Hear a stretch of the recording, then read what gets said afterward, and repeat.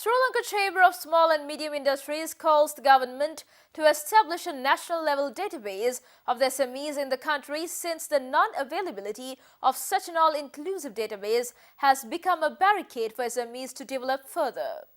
But what we want is the government to take steps to continue the good things that they have started. It should not be a short-term measure. It should not be temporary measure. Even after Corona pandemic is over, we want the government to maintain the momentum that they have started in supporting this segment and industries. Some of these short-term measures we would like government to establish as sustainable model. Say, for example, this interministerial task force, if they can continue, that's good. But at the same time, I must highlight, the President has already identified in his manifesto this lapse where we don't have one entity to cater to this segment, and he has even promised to establish an institution to do that. And we urge the President to please take steps to establish that institute, and we as a chamber will give our fullest cooperation to run the show.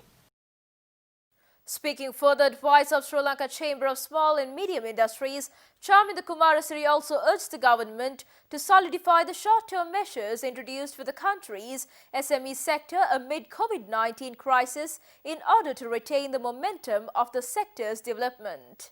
Then, one other good thing that the government came up during the last couple of months is introducing this credit guarantee scheme for those who cannot afford a collateral when they source funds. What we feel is, while appreciating the efforts, this has to be one of the major actions going forward in a big scale, because we have a large number of entrepreneurs across the country who are unable to source funding because of this barrier. If the government can have a large-scale mechanism to cater, that will be a winning mechanism. And one final thought, we have 20 million plus population in this country, and as most of us believe, fostering entrepreneurship is the solution for many of these problems. But unfortunately, if I look at the numbers, we have little less than 3% entrepreneurs in this country. But there are big number who are aspiring to become entrepreneurs. So we need the support of all the like-minded parties to bring that into a reality.